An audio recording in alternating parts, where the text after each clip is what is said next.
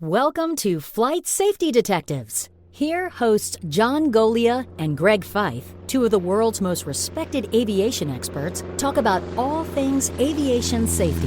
This podcast is brought to you by PAMA, the Professional Aviation Maintenance Association, and Eventco Insurance, a world-class provider of aviation insurance. Get a customized quote at eventco.com or give them a call at 888-241-7891. Now it's time to buckle up because it's wheels up on the latest episode of Flight Safety Detectives. Well, hello, gentlemen. It is another episode of Flight Safety Detectives. It's good to see you both. I've been on the road. I know John was on the road. Todd, you just got off the road. It was a very short drive, but yes, I was on the road. Yeah, well, it was. Hopefully it wasn't a scary drive.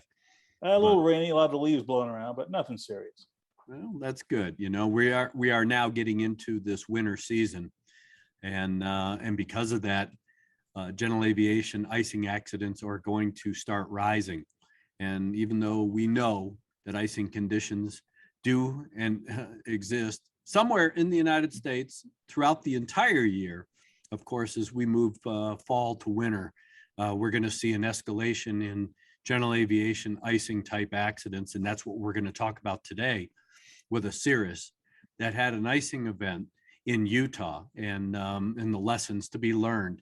And again, all of these things that pilots need to really start gearing up for as they fly into winter conditions. But before we do that, I know, John, you're going to get us started with some pearls and, of course, some sponsorship news. Okay, I just want to remind everybody that today's show is brought to you by PAMA, the Professional Aviation Maintenance Association, as well as Eventco Insurance, a premier general aviation insurance company. Great people, knowledgeable folks to talk to. Many of them are pilots themselves. Give them a call if you need insurance at 888-879-0389. And you can reach them on the web at eventco.com. But again, great people to deal with. Give them a call, even if you just want to talk aviation. So, and with that, Greg, we'll get right into this little discussion over weather-related accident. Yeah, the big thing, John and Todd, is the fact that, like I said, we are coming into winter flying season. And I was the investigator in charge on a very notable accident involving an ATR 72 that crashed in Roselawn, Indiana back in the 90s. And we learned a lot from that accident about icing and super cool drizzle droplets, that is basically freezing rain.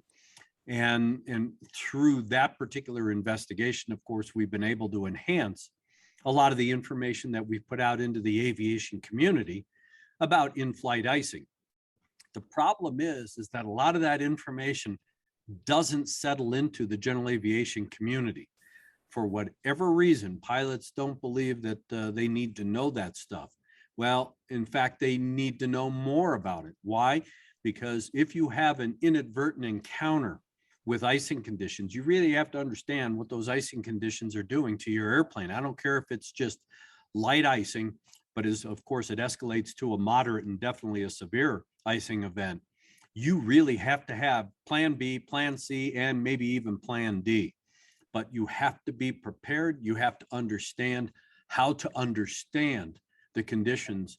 And in this particular accident we're going to talk about today, there are definitely a lot of learning lessons. Unfortunately, you're not going to get them out of the NTSB report. Again, here they've done another job of just collecting some factual information, putting it in 5 pages of a report, and failing to really educate the aviation community, particularly the general aviation community, with lessons learned and things that they really should understand. So let's get into it, and then I'll give you my 2 cents worth. I know that you guys will chime in as well as we go through it. But this was an accident of a Cirrus SR-22 in Utah. And the pilot had planned a flight between Moab and Henderson, basically Las Vegas, Nevada. He was going out IFR. He had gotten a pre-flight weather briefing and filed an IFR flight plan through ForeFlight. Now, What the board doesn't tell us is what type of briefing this pilot got through ForeFlight. I've worked a number of accidents, even just recently, where we've been able to pull down the information that this pilot had on his iPad with regard to the briefing through ForeFlight. The board failed to tell us that in this particular report. I'd like to have seen that to see, one, how comprehensive it was, two, what information the pilot did get, especially about icing along his route of flight and that kind of thing. Unfortunately, the report doesn't do it. But the pilot, after filing, did take off. They initially went up to a cruise altitude of 14,000 feet. This airplane was equipped with a TKS Weeping Wing system. And we'll talk about this a little later in the show, but the TKS Weeping Wing, which you'll see on a lot of general aviation airplanes, consist of a billion little holes, and I didn't count them all, but they're laser drilled holes in the wing and then on a pad that's mounted to the wing that allows basically a thick type fluid, anti-icing type fluid, to weep onto the wing into the airstream to do one of two things: either act as an anti-icer before you get into an event, or a de-icer. Once you get into the icing and you started to collect it, it can, in fact, in some cases, de-ice the airplane. But again, this airplane was equipped with it. As the pilot was operating at 14,000 feet en route, talking to the air traffic controllers, he then asked for a climb to 16,000 feet. He never made it to 16,000 feet. Radar data shows that as the airplane started to climb, and this is backed up by onboard information collected from the Aviation system on the aircraft, as the airplane started to climb, ground speed started to slow down. And given the fact that it started to slow down, of course, his rate of descent actually started with that slowdown in ground speed. Right there, with the premise that he's in an icing event, you can almost start to see the picture. The airplane was icing up. He was trying to climb out of it. Of course, as the ice accumulates, what does it do? Yes, it affects aerodynamics, but it also causes the airplane to weigh more. So now the airplane starts to slow down. It's not aerodynamically proficient. And of course, with the slower ground speed, vertical speed starts to increase. Like I said, he never made it to 16. And in fact, as his ground speed slowed down, so did his vertical descent increase. So he went from an initial vertical speed heading down at about 81 knots at about 830 plus feet per minute down. As the airspeed, or excuse me, the ground speed slowed down to 64 knots, vertical speed descent increased to well over 2,000 feet. The airplane was seen spinning as it came out of the sky, basically went behind a bunch of trees and crashed. And that's a very simplistic overview of the report. The problem is that the good stuff is lost in this report.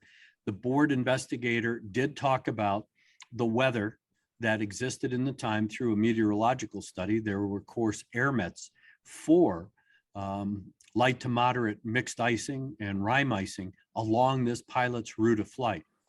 They went further, got some additional information, and again, doing the analysis of the weather, it was evident that not only was there this icing event, but there was also some convective type action to this icing event, which we have learned through the Roselawn accident, that anytime you have a lifting action of any kind, you may have water droplets suspended in the atmosphere that do not freeze at 32 degrees, but in fact can become super cool drizzle droplets. That is, the temperature of those droplets can go well below 32 degrees, the freezing point, stay in suspension, stay in liquid state, and then instantaneously freeze on something that hits it, like an aircraft. So you now have a very dynamic environment that this pilot is operating in.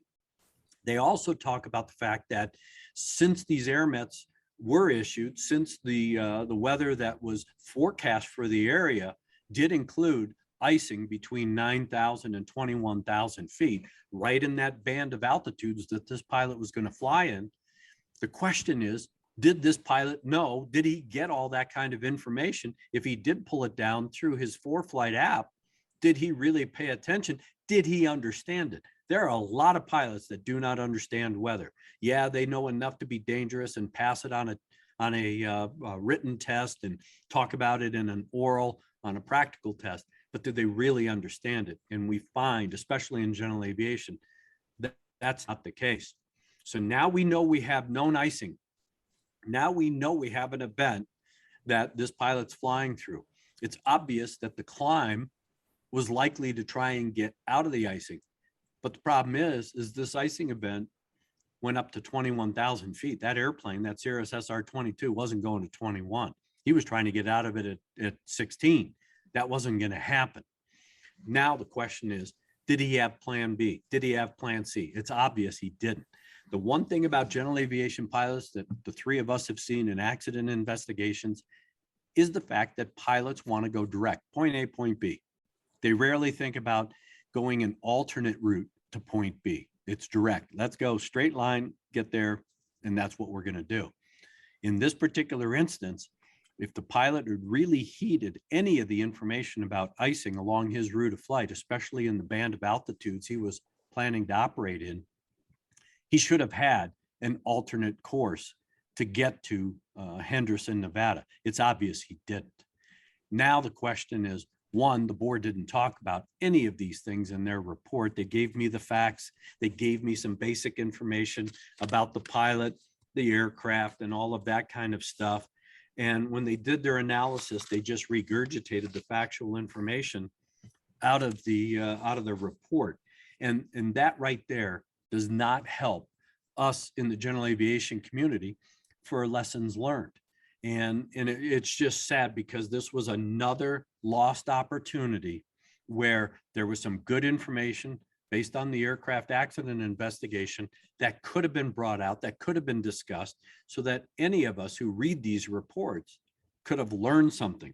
And the sad thing is that the bottom line to the analysis is, and this is quoting from their report, it is likely that during the last minutes of flight, the airplane encountered moderate to severe icing conditions, which adversely affected the airplane's handling characteristics and likely resulted in a loss of control. Really? You really think that was it? Likely resulted in a loss of control? Guess what? That airplane came whistling out of the sky. It was iced up. It was an ice cube coming out of the sky. You didn't need to leave the office as an investigator based on the information they presented to come up with the probable cause statement that says the National Transportation Safety Board determines the probable cause. The pilot's encounter with moderate to severe icing during cruise flight, which resulted in structural icing and a subsequent loss of control. Contributing to the accident was the pilot's decision to continue flight along a route through known moderate and severe icing conditions. Really? That's the best you can do?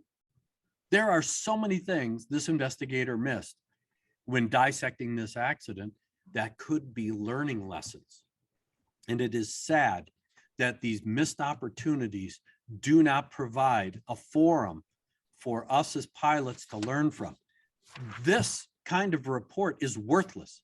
All it's going to do is go into the statistical database of accident due to icing. Okay, great. I mean, okay, so now you add that to a number. Who cares? Now, there's a possibility of getting more information than the basic report, because as many of you know, there's a basic accident report, and many of the events, even those of general aviation, have an accident docket with more background information. In this case, even that background information didn't give us much, but it did give us a few hints. For instance, they had a cataloging of what was the condition of the airplane, and especially, this is a Cirrus SR-22, what was the condition of the parachute? Well, it appears that the parachute was operable, it was packed properly, and the pin was pulled. And although there was nothing in the public docket, if you look up Cirrus's pre-flight procedure for the aircraft, one of the procedural steps is to take out the pin of the parachute so that if you pull the handle, it'll work. In other words, it looks like the parachute was working, but the parachute wasn't deployed. Yes. It might have been instructive if the NTSB said, look, this aircraft was equipped with a certain parachute system, given how the aircraft crashed, it's likely it was well within the performance envelope of this parachute system. Had it been pulled, it's likely this pilot would have been able to, and the passenger would have been able to survive. No analysis like that. Yep. And definitely something that could be a learning lesson for especially Cirrus pilots who have this system. You bring up a great point, Todd. The fact is that this airplane was out of control. It was at 15,000 feet when the pilot lost it and the airplane started coming down. And given the fact of where it crashed in Utah, that was still about 10,000 feet AGL, above ground level. So that's a long way to be coming down and not pull that parachute. And so, the question is, why didn't the pilot pull the parachute? How familiar was he with that particular system? Not from an operation standpoint. Was this a brand new airplane to this pilot? Did he really have a lot of time in this airplane? Did he really understand what and how to deploy that parachute? We find with a lot of Cirrus airplanes that the initial owner of a brand new Cirrus gets all the flight training, but in the secondary market, a lot of these pilots don't. So did he really understand that? You bring up a great point. But now the question is, how conversant was this pilot to understanding the weather conditions? It's obvious that he got information that, even if it was just a fragment of all of the information about icing that I've seen was available, and it goes, you have icing along your route of flight. Why don't you heed that message? Do you think you have an airplane that's going to be able to penetrate that icing event and make it through safely? Why? I got an autopilot. So the autopilot will fly the airplane. I have that little magenta line. I'll just point and shoot. And oh, by the way, I got this TKS system. You know what? As soon as I see that I'm getting into weather, I'll turn it on. It'll keep the airplane clean. All of those are wrong ideas for a pilot to blast off into known icing conditions. And oh, by the way, how many pilots out there, general aviation pilots, are very conversant and familiar with 91-527? That's operating in icing conditions. We also call it FIKI, flight into known icing. You have to understand, is your airplane certified for flight into known icing? FIKI, certified. Is your airplane not certified? But if you have an inadvertent encounter with icing of any kind, do you know what to do? And how do you know what known icing is? Well, there are a number of tools out there, weather tools available to the pilot. Yes, there are PIREPs. Yes, there are AirMets. Yes, there are SIGMET. There's a variety of different meteorological tools, including a CIP. Do you guys know what a CIP is? Gotcha, stumped you. It's a CIP is dedicated to icing. It's called a current icing product. Literally, it's a chart that has varying shades of blue color to give the pilot an idea of where and the intensity of varying levels of icing conditions and altitudes. It's a valuable tool, but if you don't understand how to read it, you don't understand how to interpret it, then it's worthless to you, just like everything else. These are the kinds of things that a pilot cannot take for granted. Just because you take off, and this was May. So people go, it's May, there's no ice. Guess what? There's ice all throughout the year, not only here in the United States, but around the world. John, if you remember that Embraer that was going out to the Bahamas that iced up at 23 or 24,000 feet? I do. And it came whistling out of the sky, and it was really miraculous that this crew was able to regain control of the airplane after that icing event and salvage a very bad situation and get the airplane on the ground in one piece. But that was going out to the Bahamas, in early spring or late spring. So again, icing, depending on where you are, doesn't, it may not affect you all year round as far as the type of flying you're doing, but there is not a point in space and time somewhere in the world where icing isn't going to affect a pilot. And you have to not only understand how to read these charts, understand the forecast, because of course, the federal aviation regulations say you can't fly into known icing, nor can you fly into forecast light to moderate icing. The question is, how do you make that determination? And Yeah. one last thing before I let you guys, because I'm on a roll and I'm going to pontificate. One of the things about PIREPs that we learned when we were doing Roselawn was, yeah, there were a number of PIREPs by guys who were flying in holding patterns in the general vicinity. What we as general aviation pilots must understand and we must heed is the fact that if an A320 pilot reports light icing in an A320 is moderate or probably severe in a Cessna 172 or a Cirrus. You have to look at the aircraft to determine really what kind of significance it's going to have, because light icing in an A320 is not light icing on a 172 or a Cirrus. And you have to keep things in context. The fact is, you're listening for where did they pick that ice up? What altitudes were they at? And what's it going to do for me? Because I'm going to blast through there, or I better make an alternate plan right now. Another example, Greg, of pilots trying to beat the system in their own mind. You know, I've showed up at my airport today. Yeah, my airport's pretty nice. I'm going to go to Las Vegas or wherever, and I'm just going. And yeah, there's some weather en route. I'll check it out. Well, flying from Salt Lake City to Las Vegas, it's an awful lot of territory where there's no place to put that airplane down. Yeah. An awful lot of high mountains that you have to either go over or run through the valleys with. And that's dangerous no matter what, even in good, clear weather, that's dangerous. But we just seem to have so many pilots after this COVID has hit that are willing to take risks that maybe they wouldn't have early in 2019. John, trust me, we're going to dissect more. I got more accidents like this. You know that these guys, the mentality is it can't happen to me. I wouldn't do that. I would never do that. I would never fly like that. It happens. And we got tens of thousands of accidents to talk about. Unfortunately, this show isn't long enough for us to do that. But I mean, I got a Cirrus that took off out of an airport 60 miles north of me out of here. Brand new, two private pilots, husband and wife, and their two young kids take off in a Cirrus at night with a flight plan to go to Utah, southern part of Utah.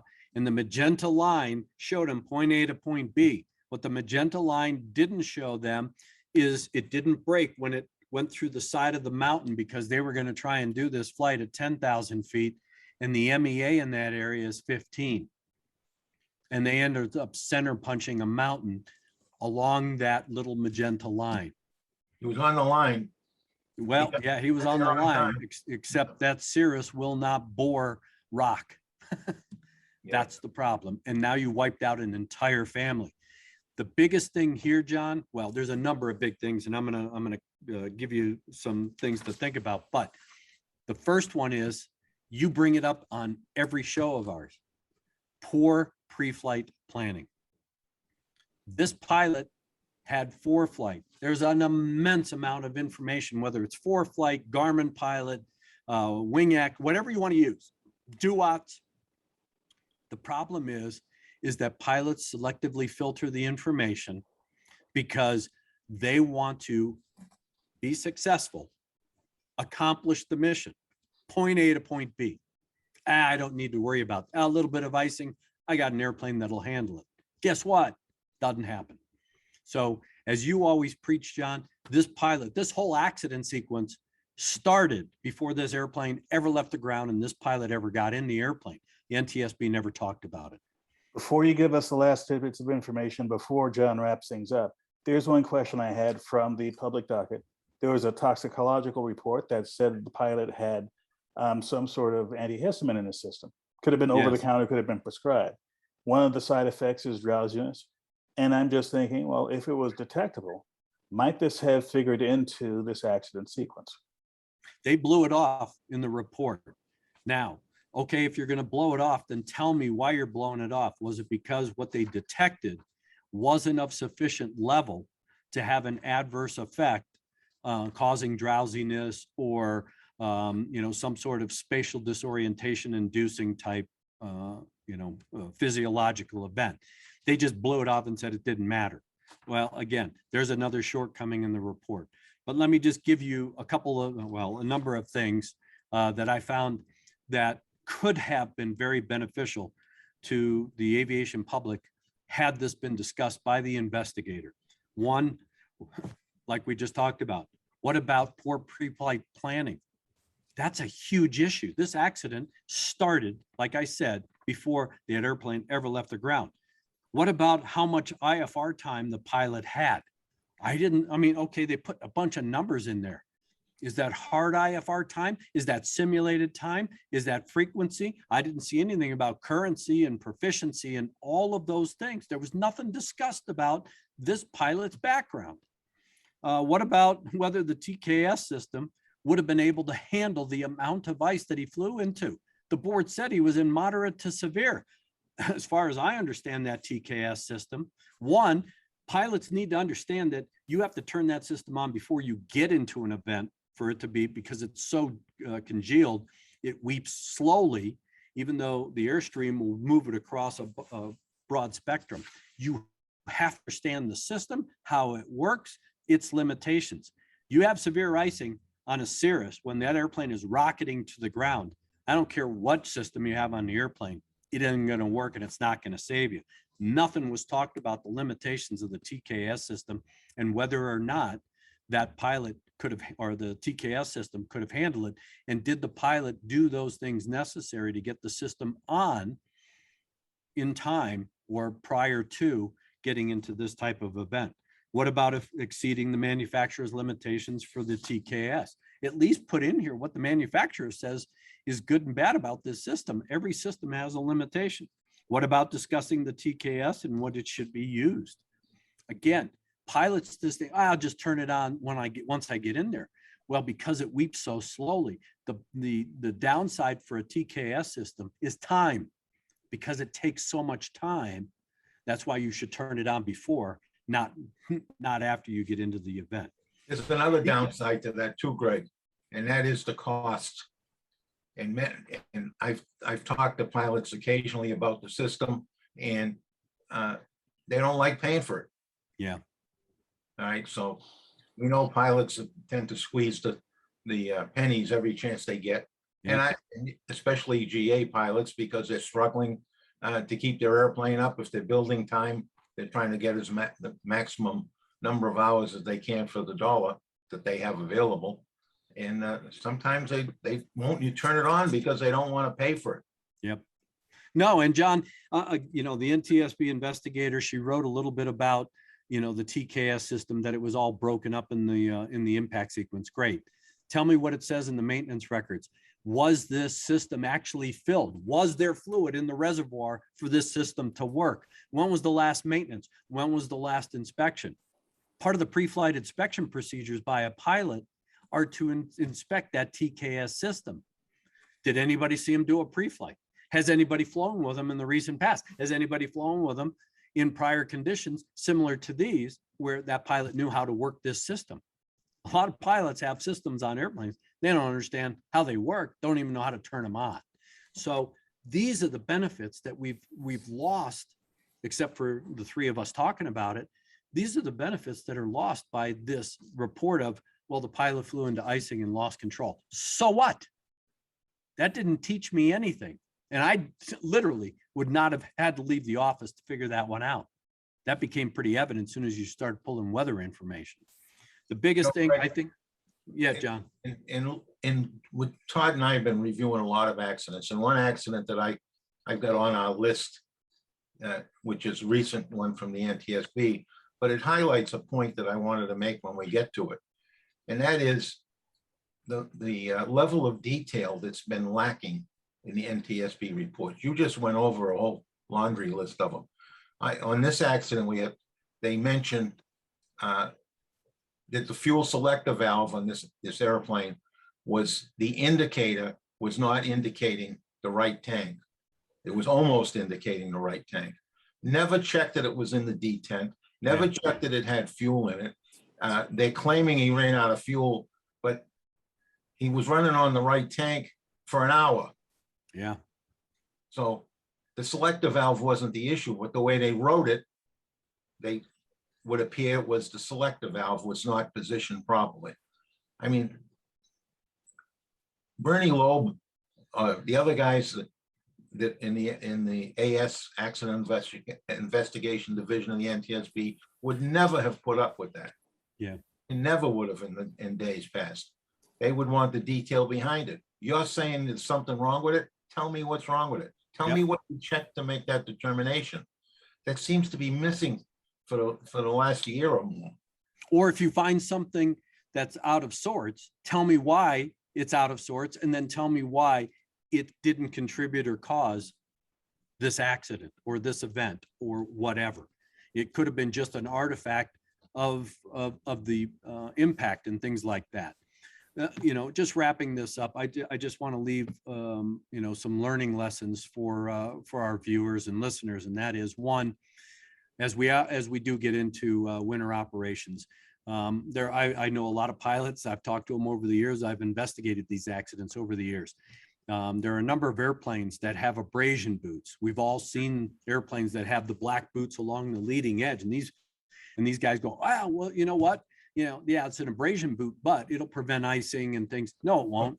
That abrasion boot really is only to prevent rock chips and dents that are getting thrown up from the propellers you're motoring along, or running into, you know, big bugs and that kind of stuff. Those abrasion boots just protect the leading edge. They are not a de-icer, anti-icer, and in fact could be an ice collector under some circumstances. So don't think that because you see black boots on your airplane, especially if it's on a 172, you know that that is not a booted airplane for flight into known icing conditions. So understand what your airplane can and cannot do, what it is certified to do. What type of system do you have? Do you have a de-ice system on your airplane? That's an after the fact. That is a system that after you have accumulated ice on the boot that is actually inflated, that's a de-ice system. Do you have an anti-ice system where you have either a heated wing, heated propeller, heated windscreen, or you have a weeping wing where you turn the system on to prevent that ice? You have to understand that. And of course, you must be familiar with the regulations. You have to know what known icing is, and you have to know what the FAA means by forecasted light to moderate. You have to use the tools. You have to use the information to flight plan. And then the last thing is, if you are going to go through an area where there is a possibility that you could run into either known icing or an inadvertent encounter, you must have plan B, plan C, plan D. You really need to understand. My airplane, when I had the Piper Comanche, I could go through a heavy rain event and I felt the airplane, the ailerons would start to buzz, because that airplane really has a laminar flow wing. It's a smooth wing built for speed, but if you contaminate it just a little bit, it didn't like it. I understood those characteristics. And if you understand the characteristics of your airplane, pilots need to know that if you pick up a little bit of ice on the outboard leading edge of the wing of a 172, and you go, oh, you know, the airplane's still flying pretty good. What you don't understand, if you don't understand aerodynamics, is that if you make a control movement where you turn the wheel to roll into a bank, you create lift and drag. That's what ailerons do. All of a sudden now you could actually stall one of those ailerons because of that buildup of ice, even if it's basically minuscule or minimal, or you don't think that it's a big deal. It is a big deal. Knowledge is power. A lot of general aviation pilots, I've had this discussion, don't understand that if you disrupt the airflow at the leading edge, you can destroy the lift over that whole piece. And it's, let's say you have just a quarter of an inch of disruption on the leading edge. That grows as it goes over the wing somewhat. We saw that in Roselawn. That's why an ATR 72 came out of the sky, because of a quarter inch of ice that built up. Yes, exactly right. That's where I was going with that. Yeah. We know that. And the Fokker in LaGuardia. Yes. Yeah, same thing. Yep, I worked that one as well. Yeah. So you know, it's all about knowing before you're going. That's the real know before you go. We've been And- saying that for how long? I mean, that was one of the buzzwords that the FAA had put out there long ago, and I don't know what it's going to take to get the GA pilots. The student pilots are a lot more cautious. It seems like we have a band of GA pilots that have been around a while, got enough resources that they can get their own airplane, and that's when they get in trouble. Well, the fact is that we lost 2 people in this particular accident we're talking about. We lost a good airplane. And the question is why? Was it ego? Was it a misbelief, misunderstanding about the capabilities of either oneself as the pilot or the aircraft? And then why didn't you use not only the tools that were available to you to ensure that your flight could be conducted safely, but as Todd brought up, you had a safety tool on the aircraft that you failed to use, and that was the parachute. So many unanswered questions in a needless accident that took the life of 2 people. The question is, why? So with that, John, I just want to say that I think accident dissections like this are good, but we always have to have lessons learned. And I think just this discussion provides more lessons than what the NTSB did in this particular report. So with that, I will leave you with the last words after I give Todd 10 seconds to say whatever it is he wants to say. Well, Okay, your 10 seconds. Okay, John. All right, so I don't hear any noise from you, Todd, so no, take it away. I want to remind everybody that this show has been brought to you by PAMA, the Professional Aviation Maintenance Association, as well as Eventco Insurance. And again, great people to deal with, a premier general aviation insurance company. So if you have need for liability insurance, hull insurance, if you're a CFI, if you need insurance, give Eventco a call at 888-879-0389. Again, I know I sound like a broken record. They're great people. I was so impressed with them when we spent a couple of days with them out in Oshkosh. Really, really impressive for an insurance company. And if you're going to go fly, take a lesson from today's pod and YouTube video. Do a thorough pre-planning session. If you're in an area of the country that's having moisture in the air, possible icing conditions, take the necessary steps to avoid it, understand it, and fly safely. Do a good pre-flight. We don't know in this pre-flight if this pilot even checked his anti-icing system. Make sure it's up to date, make sure it's serviced. And I know it's expensive, but you got to do the right thing to save your butt. So I'm tired of looking at these accidents. Very frustrating to go through these accident reports and see so many of them that are unnecessary. So please use your head. You've got brains in there. You never would have got to be able to fly. All right, use that knowledge that you've gained to get there and fly properly, fly safely. Like Greg says, have plan A, B, C, D, and E, and keep going if you need to. All right, with that, I'll just say, please fly safely. To listen to more episodes of this show, go to flightsafetydetectives.com or your favorite place to listen to podcasts. Thanks for listening, and remember to fly safe.